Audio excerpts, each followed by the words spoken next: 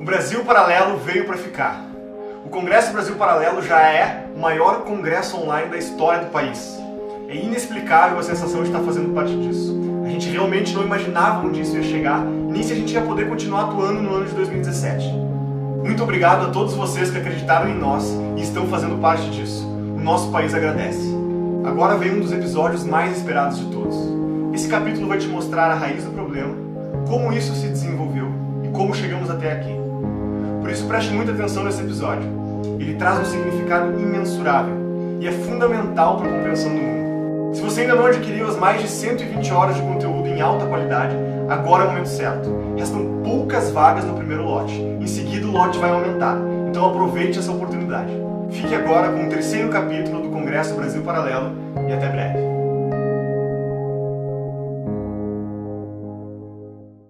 Fernando Henrique Cardoso.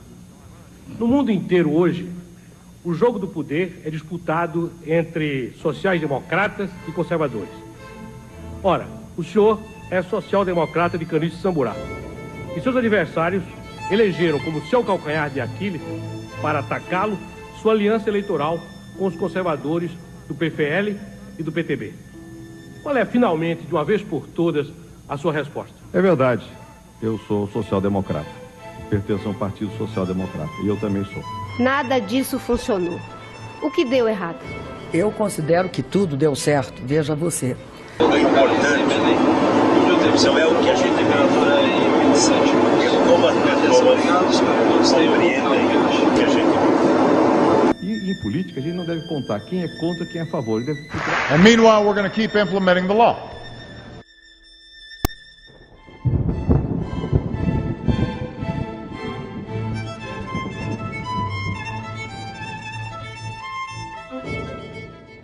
E quais foram as ideias que tanto mudaram o mundo no século XX? Que ideias nos trouxeram até aqui?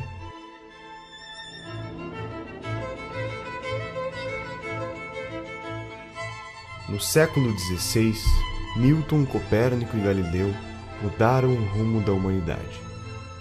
O homem descobre que a Terra não é o centro do universo.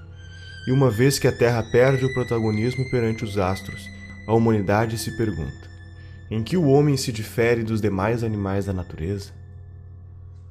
Neste cenário, o filósofo alemão Immanuel Kant quer descobrir o pensamento humano da mesma forma que a ciência tem descoberto o mundo nos últimos séculos.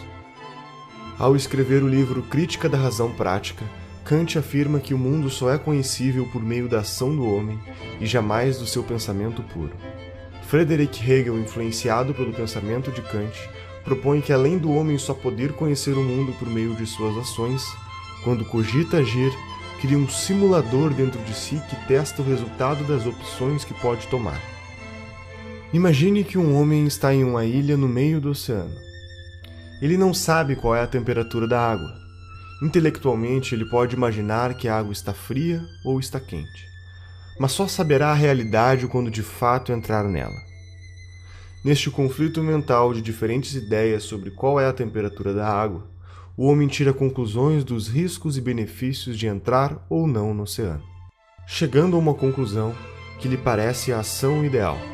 Todo este pensamento dá a base para a teoria chamada dialética histórica, onde o ser humano cria uma tese e em seguida uma antítese, e como consequência deste conflito entre as duas, conclui uma síntese. Segundo Hegel, a história se moveria com esta linearidade da dialética histórica.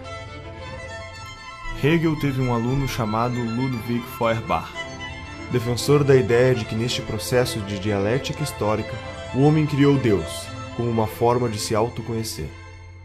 Aqui, terminamos de completar toda a base que será utilizada para que um alemão chamado Karl Marx desenvolva o pensamento que mudará o mundo para sempre.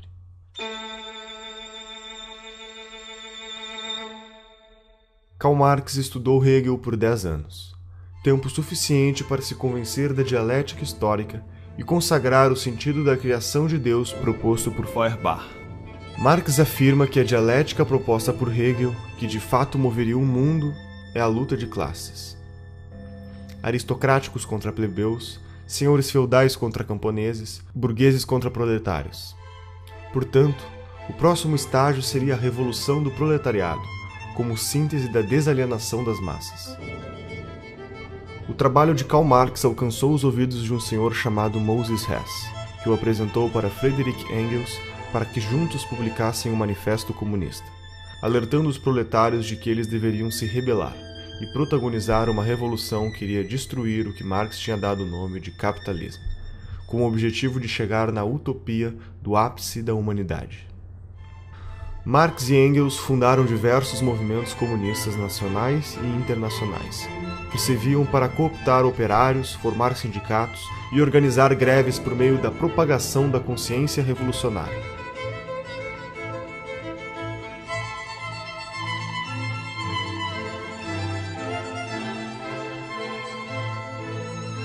Acontece que Marx estava errado. O valor não nasce do trabalho que é colocado. Eu posso passar horas trabalhando para pintar um quadro e eu garanto que esse quadro não vai valer nada quando estiver pronto. O trabalho é um dos elementos, mas quem atribui valor é o ser humano que está comprando algo. As coisas não têm um valor em si, o ser humano atribui valor a elas. Um copo d'água tem um determinado valor em Porto Alegre ou em São Paulo e tem outro valor no deserto do Saara, porque nós atribuímos um valor diferente para as coisas. A teoria do valor trabalho está errada e ela foi desmentida pelos austríacos. Começou na escola austríaca com Karl Menger a demonstração de que essa ideia de valor trabalho é economicamente falsa. E sendo economicamente falsa, todo o resto do marxismo que está sustentado nessa ideia deveria ter caído por terra. E por que é que não caiu por terra?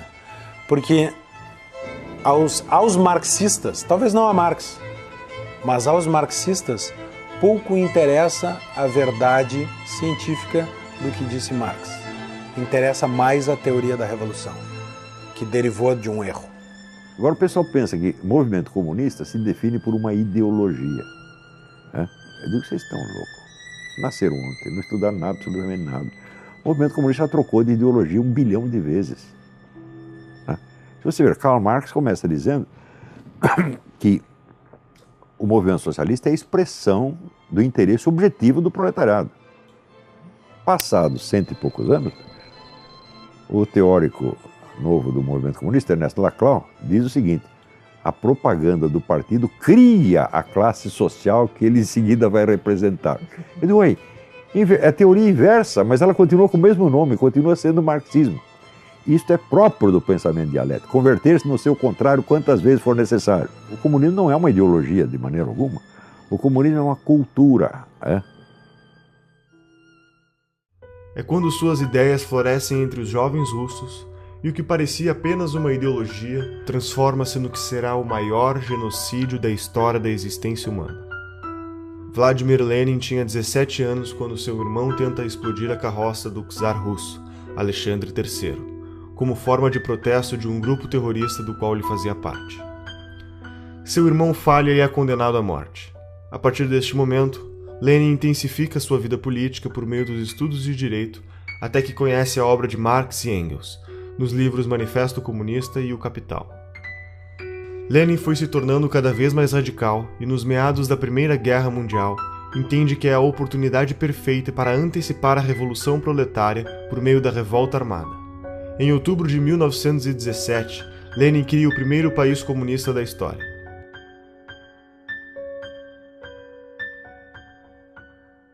Cinco anos depois, Lenin morre, e aquele que era para ser seu sucessor natural, Leon Trotsky, por defender que o comunismo deveria ser aplicado no mundo inteiro, sofre um golpe de Joseph Stalin, o homem que via ganhando poder dentro do partido, com a ideia de focar seus esforços na Rússia. Stalin só desocupará o governo depois de 30 anos, deixando para trás mais de 20 milhões de pessoas mortas. Essas consequências são fruto da mentalidade revolucionária, que vislumbra uma utopia teórica, e por se tratar de uma ideia sobre um futuro idealizado, não pode ser submetido a nenhum crivo de moralidade ou razão do presente e muito menos do passado. O comunismo sempre renegou a natureza humana, usando teorias supostamente científicas para embasar a busca de um novo homem. o extermínio humano se justificava na busca de uma sociedade apenas de homens evoluídos. A famosa utopia comunista.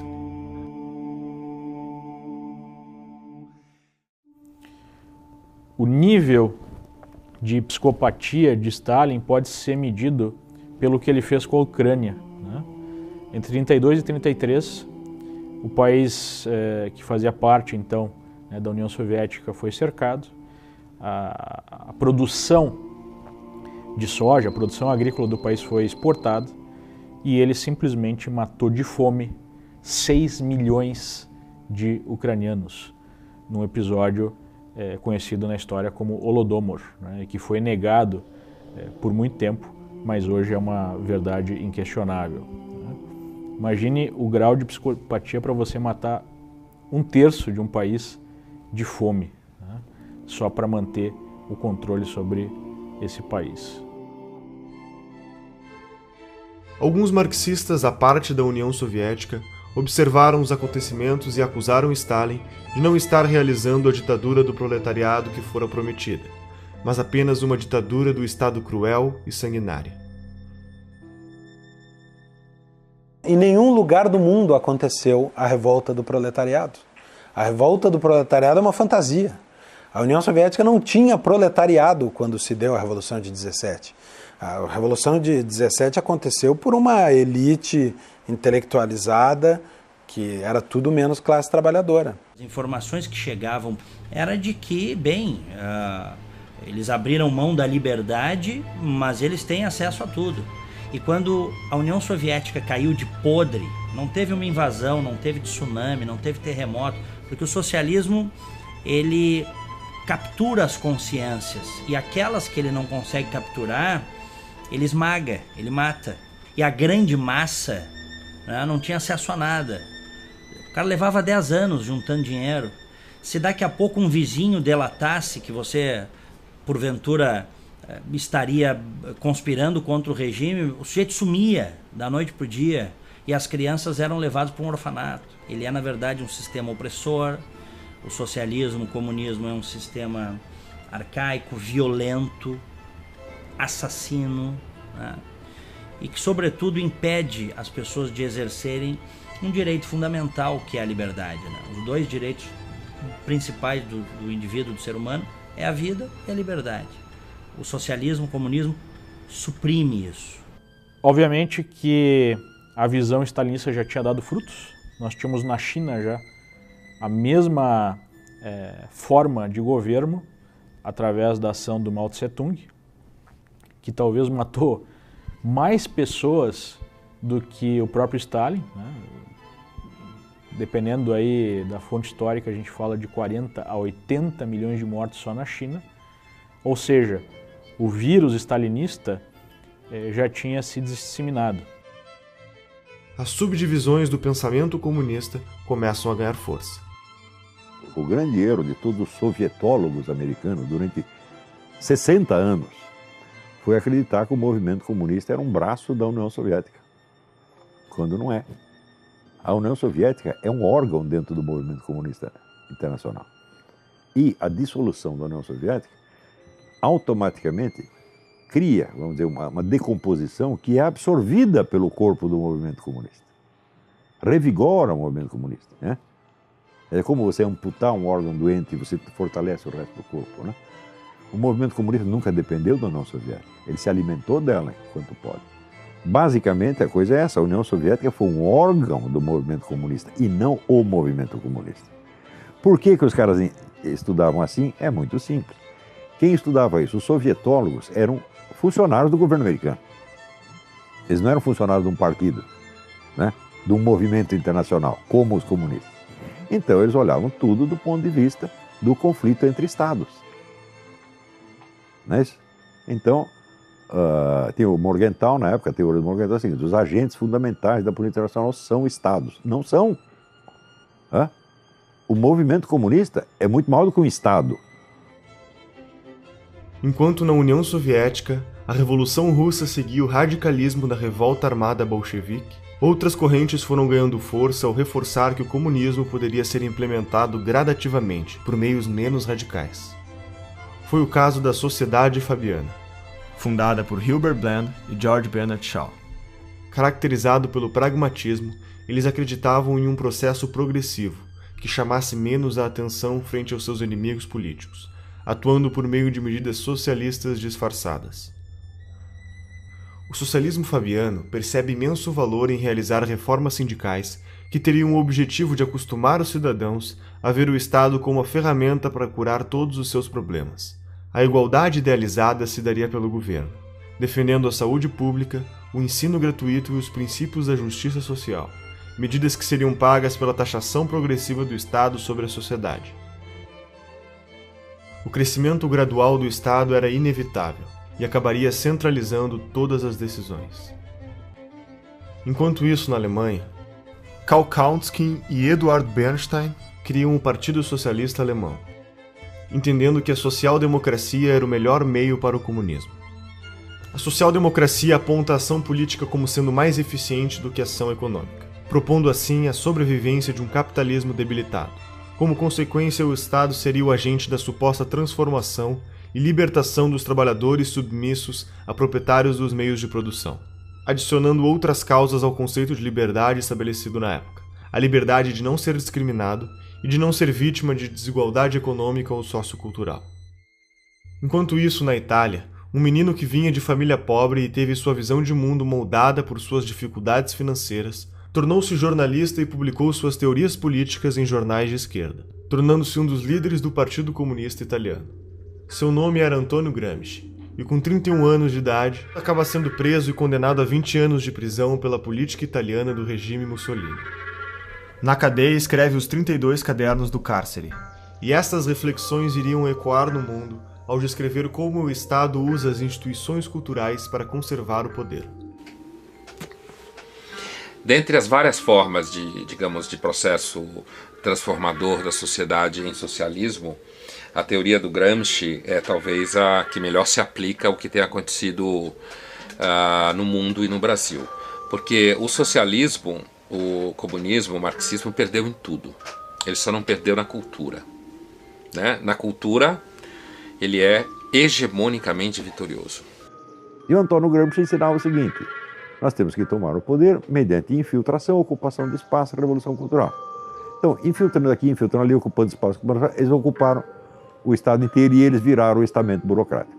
Porque ele criou metodologias para que o socialismo, o comunismo predomine culturalmente na sociedade e não por meio das armas, da força.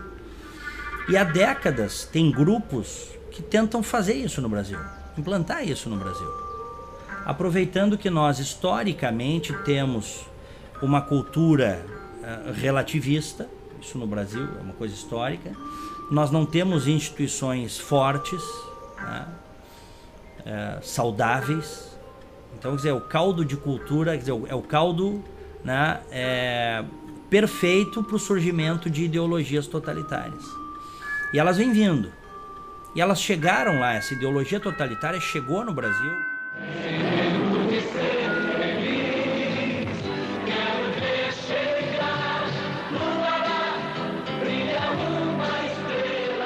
Para Gramsci, uma ditadura sem hegemonia cultural jamais resistiria por muito tempo, e este era o problema do regime stalinista, pois todos os aspectos culturais da sociedade, sua filosofia e sua literatura, formariam a superestrutura da sociedade que também devia ser derrubada. Gramsci propõe que, através do controle do sistema educacional, das instituições religiosas e dos meios de comunicação, seria possível reconstruir, criar e reproduzir uma hegemonia cultural comunista. Paulo Freire, o patrono da educação brasileira, foi um dos discípulos do pensamento gramsciano. Que existe uma tendência natural ao mundo acadêmico e produção de ideias a abraçar a causa socialista, né? Porque é um mundo em que você pode falar o que quiser. Estou falando principalmente no mundo das ciências humanas, que é onde está essa produção. Você pode falar o que quiser, porque não, um aluno de ciências humanas dificilmente vai quebrar uma empresa, porque ele não vai abrir uma empresa. Dificilmente ele vai derrubar um avião, porque ele não vai pilotar avião, certo? Portanto, você pode inventar como o mundo é, inventar como os seres humanos são, propor uma solução que você tem na cabeça, dizer como todo mundo devia agir, porque os alunos vão sair dali, vão beber, vão transar, e se eles forem trabalhar depois, eles vão arrumar emprego como professores, então eles vão poder repetir a mesma história, ou eles vão, na realidade, basicamente gerar gasto em algum órgão do governo. O Gramsci é o cara que vai desenvolver a ideia de que o partido é a única instituição dentro daquilo que a gente chama de democracia modernamente, muito erroneamente, por sinal, é a única instituição que ela consegue aumentar o próprio poder. O judiciário não consegue, sei lá, você sendo chefe do executivo geralmente você não consegue, você precisa fazer isso tudo de dentro de um partido, você não faz aquilo ali sozinho, você precisa da estrutura partidária para isso. Mesmo que você ganhe mais eleições, por exemplo, você tem aqui seus cupinchas dentro do legislativo, se cada um é de um partido, vocês podem se entender ali intelectualmente, mas vocês não conseguem aumentar o poder de vocês, a não ser no próprio partido. Então o Gramsci fala assim, não quero mais essa revolução, revolução tá brega, revolução não pega mais. Então é uma confusão que muita gente faz, né? Ser revolucionário e ser gramscista, não, uma coisa ou outra, são linhas opostas. O Gramsci vai lá e fala assim, olha, não tem mais revolução, isso aí não pega mais, vamos criar a revolução de dentro de um partido. Então você vai transformando tudo, Igreja Católica, mídia, sei lá mais o que, em órgãos do partido. Para isso funcionar, a primeira coisa que precisa ficar clara, isso é uma coisa que também confunde todo mundo, é que essas pessoas não têm que ser necessariamente filiadas a um partido. Então, por exemplo, para você ter uma mídia que funcione dentro do gramscismo, o cara não pode ser filiado, por exemplo, ao PT. Ele tem que ser um cara isento, tem que ser aquele cara assim que às vezes até faz uma crítica ao partido, mas no final das contas ele tem a narrativa que vai fazendo o partido crescer. Não havia espaço. Os partidos à esquerda chegam ao poder via eleitoral. Que ano é isso? 98. E, portanto, não tinha que ficar preocupado com toda a eleição. Tinha que se pensar em organizar a sociedade. Dali 20 ou 30 anos, a gente iria ter 30% da sociedade já socialista, e aí sim a gente poderia disputar o poder e ganhar. Mas eu não vou viver mais 30 anos. E eu quero chegar ao poder logo. Mas por que eu cheguei onde cheguei? Porque eu tenho por detrás de mim um movimento. Eu tenho por detrás de mim uma grande parte dos estudantes do PT, a CUT, a base da Igreja Católica. O único país do mundo em que Gramsci ele foi funcional foi o Brasil. O objetivo de Gramsci era transformar o partido condutor dessa revolução silenciosa, vamos colocar assim, como um imperativo categórico da sociedade. Ele fazia até uma comparação com Maquiavel, né? Nós teríamos então o partido como o novo príncipe, o novo sujeito que não pode, sujeito histórico que não pode ser questionado. Do ponto de vista moral, para a moral gramsciana, qualquer coisa que é a favor do partido é algo correto. Qualquer coisa contra o partido é algo errado. E nós vemos isso lá no Brasil durante a defesa, né, dos sujeitos, dos petistas que saquearam o país. Não, eu não fiz isso para enriquecer pessoalmente. Mentira, muitos fizeram para enriquecer pessoalmente. Mas o ponto é, eu fiz isso para defender o partido, eu fiz isso para defender a revolução, então eu não posso ser questionado.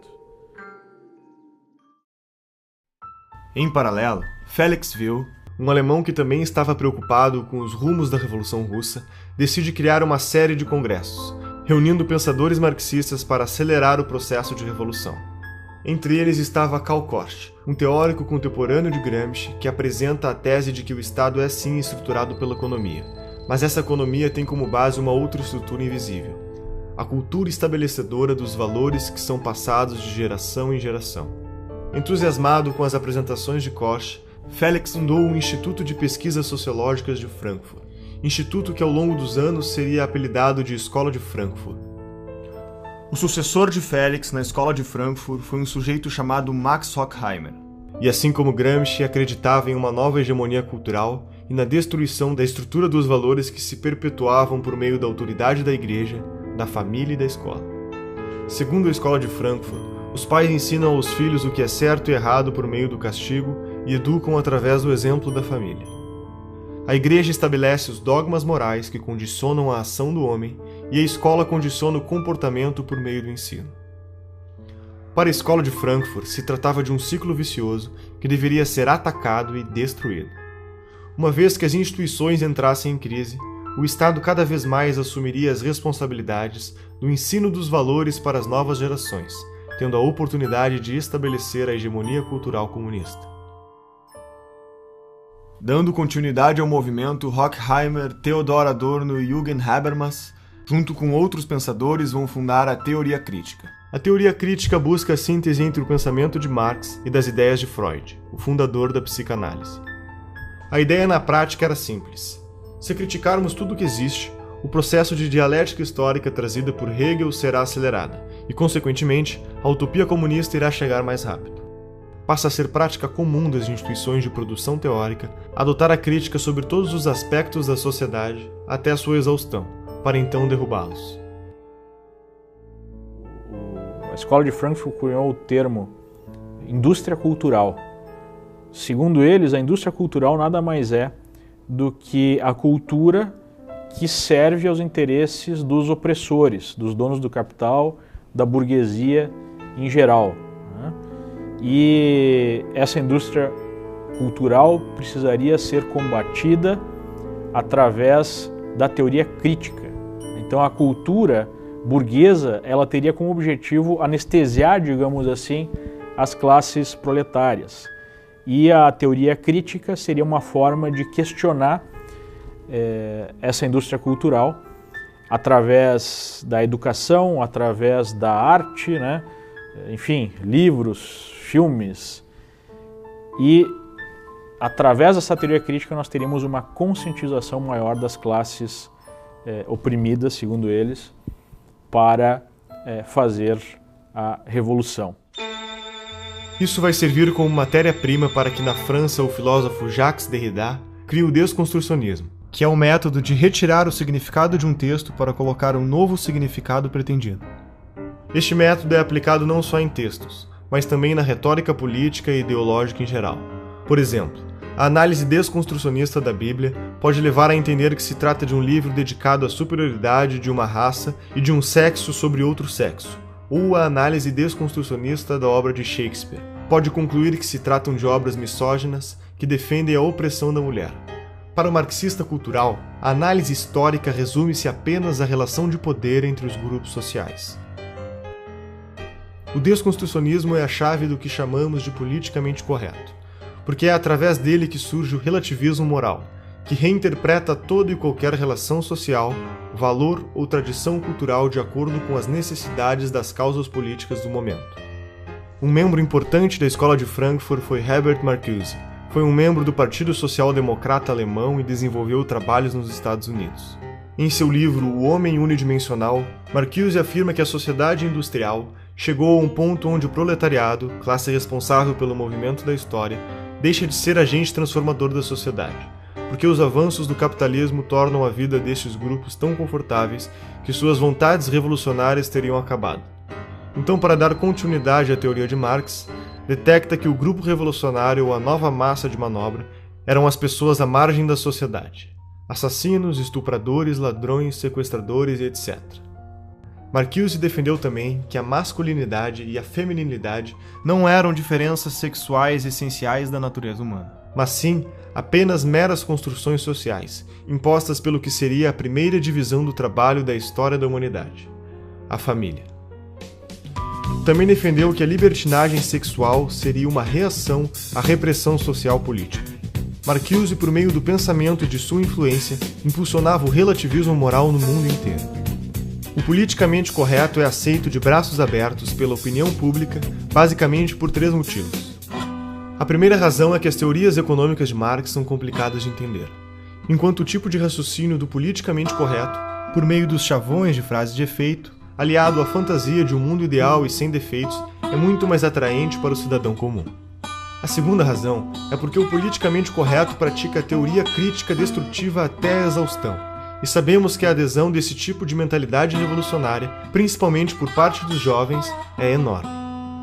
A terceira razão é que o marxismo falhou com o sistema social e econômico em todo o mundo. Restava para sua sobrevivência a guerrilha cultural. Todo esse movimento ganhará mais força nos Estados Unidos quando David Horowitz, um adolescente de 17 anos, filho de pais comunistas, assiste em 1956 o sucessor de Stalin assumir o governo da União Soviética. Neste momento começam a aparecer diversas denúncias contra Stalin ao tornar públicos documentos secretos que comprovam a variedade de crimes cometidos, as traições, os campos de trabalho forçado e o genocídio. O mundo ocidental entra em choque, e neste momento David Horowitz se desfilia do Partido Comunista e funda, junto a Marcuse e outros pensadores, a New Left. A New Left é um movimento que tinha como objetivo ser a esquerda purificada, muito mais atraente e progressista, suavizando a forma de comunicar suas intenções por meio do desconstrucionismo e reformando sua maneira de agir com base nas origens do marxismo, escondendo todos os genocídios cometidos na busca pela utopia comunista.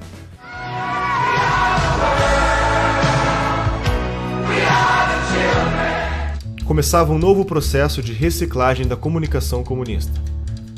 Abraçando a contracultura dos anos 60, o movimento hippie, a libertação das drogas, a libertinagem sexual e o aborto, trabalhando com slogans simples e publicitários, como "Faça amor, não faça guerra". Em 1970, Horowitz é apresentado para o líder do movimento Panteras Negras, Huey Newton, quando começa a arrecadar recursos financeiros para este movimento. David pede para sua amiga Betty Van Pater para se juntar a ela e cuidar das contas bancárias destes fundos. O corpo de Betty é encontrado boiando na Baía de São Francisco. David investiga a morte de Betty e a polícia informalmente aponta o assassino como um dos Panteras Negras. Entretanto, a polícia não prendeu o suspeito. Seus amigos da New Left, que se manifestavam em defesa das mulheres, também o ignoraram. Desconcertado, Horowitz escreve um artigo para o jornal New York Times sobre o caso, e no dia da publicação recebe a notícia de que havia acontecido uma falha e seu artigo não foi impresso. Incapaz de explicar a morte de sua amiga, David entra em uma crise existencial perante a sua ideologia marxista. Horowitz foi afastado da New Left por seus companheiros, que consideraram traição o fato do mesmo sugerir que o assassinato havia sido realizado por um membro dos Panteras Negras. Uma década depois, após este fato, David volta a escrever e denuncia como funciona o sistema de guerra política em que participou e ajudou a criar, tornando-se um defensor declarado do conservadorismo. Ever since I came into the right and observed the political scene from a different vantage, it's always impressed me that whenever I see or usually see a conservative and a leftist or a progressive or a Democrat and a Republican squaring off, it's something like Godzilla versus Bambi. They call us racists, sexists, homophobes, imperialists, and we call them liberals. What are these people liberal about except hard drugs and sex and spending other people's money?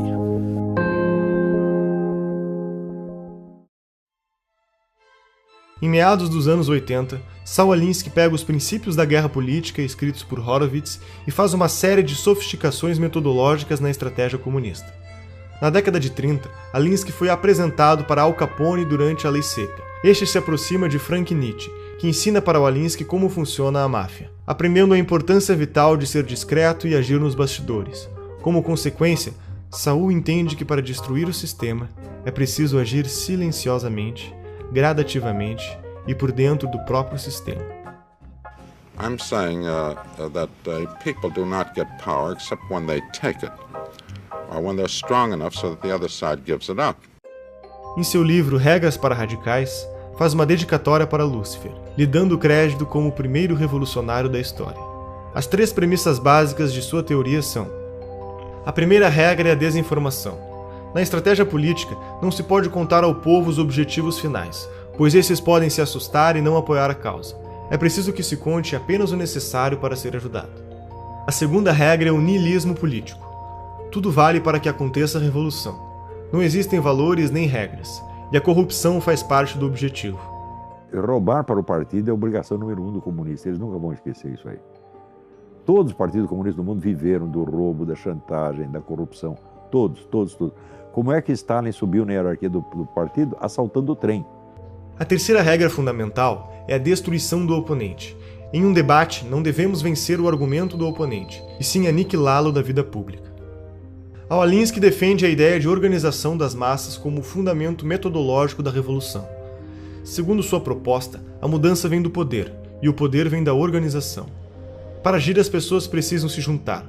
Uma igreja junta pessoas pelo interesse comum na fé, uma empresa pelo interesse comum econômico. E por isso, Saul Alinsky acreditava que fundar organizações para acelerar a revolução era brecha no capitalismo, por jogar na mesma lógica da descentralização dos interesses em comum. Durante sua vida, honrou seu posicionamento ideológico ao fundar 44 ONGs. Muitas delas formaram outros formadores de ONGs, e assim o número foi se multiplicando intensamente. Essas organizações reuniram pessoas interessadas em solucionar certos problemas. Entretanto, Alinsky dizia: o problema nunca era o problema era sempre a revolução. Quanto mais seccionadas forem as ONGs, melhor será, pois ninguém irá se opor a causas tão específicas e que querem a melhoria da sociedade. Cada ONG representava um bloco de votos, unidos por suas causas e detentores de um potencial de lobby político. As ONGs viraram instrumentos de manobra política e passariam desapercebidas. E Hillary Clinton escreve sua tese de mestrado sobre Saul Alinsky. Barack Obama também foi aluno de uma de suas ONGs e, posteriormente, advogado de defesa frente aos escândalos de corrupção envolvendo uma ONG criada por Alinsky. Hoje, no Brasil, existem mais de 200 mil ONGs que recebem dinheiro do governo federal. Entre 1999 e 2006, mais de 15 bilhões de reais foram entregues a essas organizações. Em 1959, quando Fidel Castro anunciou para o mundo que sua revolução era comunista e passou a ser apoiado por Moscou e a União Soviética, criou um programa de financiamento de grupos de guerrilha na América Latina.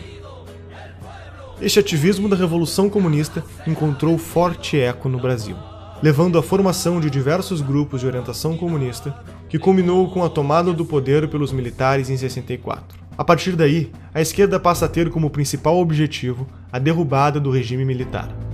Além das mudanças educacionais que estavam em curso no Brasil, decorrentes do programa da Pedagogia do Oprimido, que foi implementado pelo patrono da educação brasileira, Paulo Freire, nos anos 70 surge o caloroso debate universitário a respeito do futuro do comunismo no Brasil. Neste debate, os social-democratas fabianos concluem que os mortos na revolta armada servirão de mártir para endossar a Revolução Cultural. O movimento foi facilitado pelos próprios militares, que consideravam mais importante combater a esquerda armada, enquanto davam espaço à esquerda cultural. Então, quer dizer, o governo militar não entendia nada do que estava se passando. O que os comunistas estavam fazendo, eles estavam perseguindo os comunistas lá no meio do mato, e os comunistas tomando as escolas. Você vê, dois sinais de estupidez do governo militar. Primeiro, criou a sindicalização obrigatória dos jornalistas. Quem fez a campanha sindical? O Partido Comunista. Como é que eu sei? Eu estava lá e eu ajudei. Então o partido sindicalizou todo mundo e já fichou todo mundo. Então, ao fim da campanha de sindicalização, o partido tinha, quer dizer, o cadastro total dos jornalistas do país, sabendo quais poderiam ser colaboradores, quais não, etc, etc. Nos anos seguintes, em todos os sindicatos de jornalistas do país, quem mandava? O Partido Comunista. Frequentemente apresentando duas chapas. Temos eleição, campanha eleitoral, e as duas chapas eram comunistas. Segundo erro, a tal da educação moral e cívica. Porque eles não queriam fazer um negócio anticomunista, então eles falaram, não vamos falar contra ninguém, nós vamos fazer uma propaganda positiva, o patriotismo. Então lançaram a educação moral e cívica, tornando obrigatório em todas as escolas. Quem ocupou as cátedras de educação moral e cívica? Os comunistas. Os excessos da repressão do regime militar, em meados da década de 70, em conjunto com o esgotamento de seu modelo econômico no início da década de 80, levaram a um longo movimento de redemocratização, culminando com a eleição de Tancredo Neves em 1985, que morreu antes de ocupar o cargo, assumindo seu vice, José Sarney. A Constituição de 88 marca a forte influência do socialismo no meio político e cultural brasileiro. Os militares realmente decidiram ceder tudo. Eles não sabiam mais o que fazer. Nem dava para saber. Depois de você ficar no poder 20 anos, tendo um Congresso que está lá só para carimbar os seus decretos, ou seja, você matou a política. Segundo, eles mataram toda a liderança direitista. Acabaram com a direita ideológica. Né? Por quê? Porque eles tinham a mentalidade tecnocrática. Ainda a herança do positivismo. Você sabe que Augusto Comte era contra a política. Ele achava que as questões têm que ser resolvidas por técnicos e cientistas, sem, vamos dizer, o debate ideológico. E os milicos acreditavam nisso, porque eram positivistas desde o tempo do Império. Sobrou essa mentalidade positivista na cabeça de pessoas que nem sabem quem é Augusto Comte. Você pega todos esses generais, quantos leram Augusto Comte? Nenhum, mas sobrou. Isso, né? Com essa mentalidade tecnocrática positivista, eles achavam que tinha que reprimir toda a atividade política e transformaram os políticos em simples office boys. Ora, enquanto isso, a esquerda estava se organizando, se fortalecendo e entrando num autoexame muito profundo. Os debates que eles tiveram em 64, 65, a respeito dos seus próprios erros históricos, etc., foi uma coisa muito séria. Então, a esquerda estava se organizando e se fortalecendo ideologicamente, culturalmente, estrategicamente, enquanto o governo, os gênios, os golberis, desmantelavam ideologicamente a direita. Então, quando os milicos largaram a rapadura, quem pegou a rapadura? A única força política que existia, que era a esquerda. E veio já com duas caras, como é próprio.